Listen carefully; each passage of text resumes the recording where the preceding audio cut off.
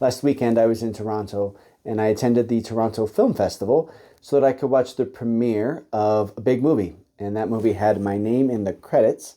And then I got to spend some time with the producers and the director and the director's family. It's still kind of hard for me to believe that it happened. It's definitely not the stuff of normal priestly ministry, but I thought I would share it with you because for the last year and a half I've been helping with this film, but I haven't really shared it publicly. And so it's kind of fun. I can talk about it a little bit now. I want to tell you now how it is and why it is that I got involved with this movie, what was my experience like, and some hopes that I have for this film. The movie is called Wake Up Dead Man. It is the third movie in the Knives Out murder mystery series by Rian Johnson, and it's got some big names in it like Daniel Craig and Glenn Close and Josh Brolin and Jeremy Renner. And the director, Rian Johnson, is related to some of my parishioners at Risen Christ in Denver. And so when Ryan had shared with them that he was going to start working on a script that was a murder mystery about a couple of Catholic priests, they suggested that it would be helpful to meet some Catholic priests as part of his research and his writing process. And so on one of Ryan's trips to Denver, they had a big dinner where they invited several priests. I was one of them. And we had a really engaging conversation that night. We talked about everything from priesthood to Catholicism to philosophy and literature and film. A few months later, Ryan reached out to me and asked if I would read his script and give him some feedback on it from the perspective of a Catholic priest. This was particularly interesting for me because I had never read a movie script before, and I really like murder mysteries. And so I enjoyed the script, and I had a number of pieces of feedback just on ways that he could maybe dial in a little bit the accuracy when it comes to Catholic stuff and priestly things. And so after I gave him that feedback, he asked if I would work in a bigger capacity as a consultant on the film. So this meant that I kind of weighed in on a number of things, and I helped a number of people on the production side of things. I weighed in on costumes and set design and liturgical questions.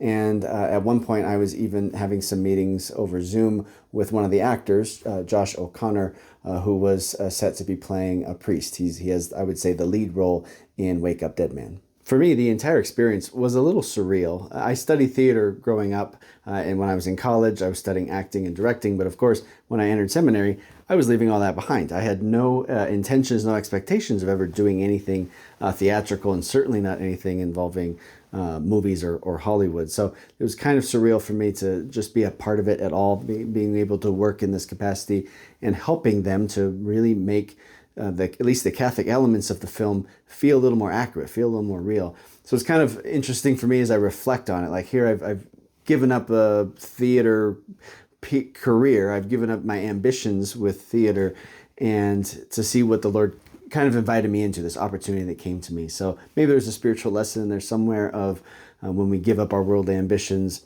we might find ourselves really surprised at the ways in which God chooses to bless us in the midst of that. So that was kind of a fun thing for me to get to experience. And the people I got to work with were just incredible people. I really enjoyed my time working with Rian Johnson and Josh O'Connor and the costume designer Jenny Egan and the set decorator Catherine Pyle, and the producers were wonderful. Everybody was really interesting, and I wasn't sure what to expect. Sometimes as a priest and I'm encountering secular people or people who aren't Catholic, there can be a resistance sometimes to the Roman collar or to the priesthood or to the Catholic Church. And I wasn't sure if any of the people I'd be working with would feel like, you know what, this is like a top-down decision. The producers are telling me I have to consult with this priest. I wasn't sure if there would be like a resistance to it or a hesitancy or even a suspicion with me, like if they wouldn't like me or something like that. But I just never got that sense from any of them. I always felt like they were very interested in what I had to say. They felt very respectful of me. In fact, everybody called me Father, even though at no point did I tell them that I expected them to call me Father. It was just kind of what they did. And it was just really a beautiful experience. I had really great conversations with everybody on the crew that I got to get to know. Watching the film at the premiere was fascinating. I've never been to a movie premiere. I've never even been to a film festival before, so I didn't know what to expect. And the energy in the room, the energy in the theater was fascinating. There was just excitement. You could feel it in there. The laughs were really big. People would gasp. Sometimes people would applaud at certain moments in the storyline. So that was kind of fun to experience, kind of the electricity in the room, you could say. And I've never watched the movie while sitting in the same room with the actors who are in the movie. That was kind of weird for me. And it was also humbling for me, seeing all the ways in which feedback that I had given had been incorporated into the final cut. So this included things like small notes in the script or costume decisions for the priests, watching actors genuflect as they cross the sanctuary. That was something that I had weighed in on. Even the name of one of the characters was changed because of feedback that I had given. So that was really humbling just to see that they did take seriously input that I gave so that they could make things even more accurate.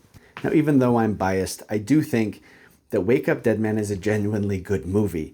I think that it's a compelling mystery with really intriguing characters. And I think that it asks some interesting questions well around faith and justice and mercy.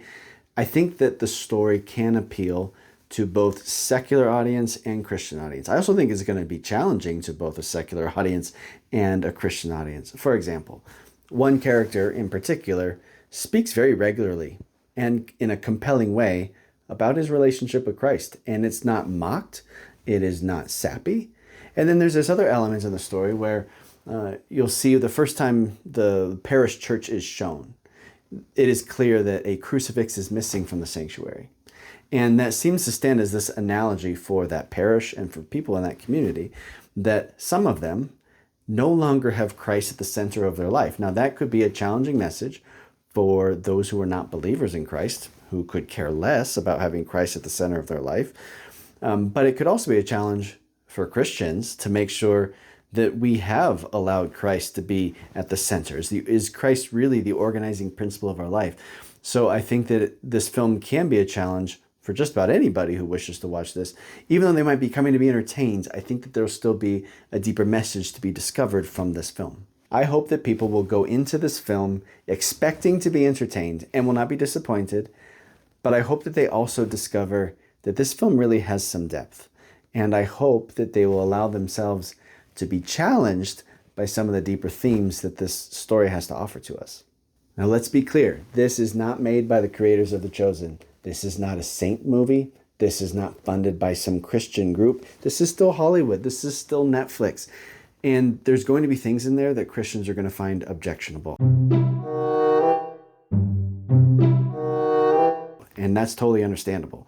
My role in it was to help them do some of the Catholic stuff right, to do some of the priesthood stuff right. That doesn't mean that I endorse everything in it. I can't endorse everything in it.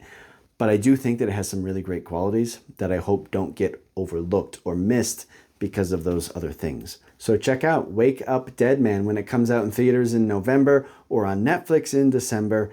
I think it is worth watching, especially if you like murder mysteries as much as I do. God bless you.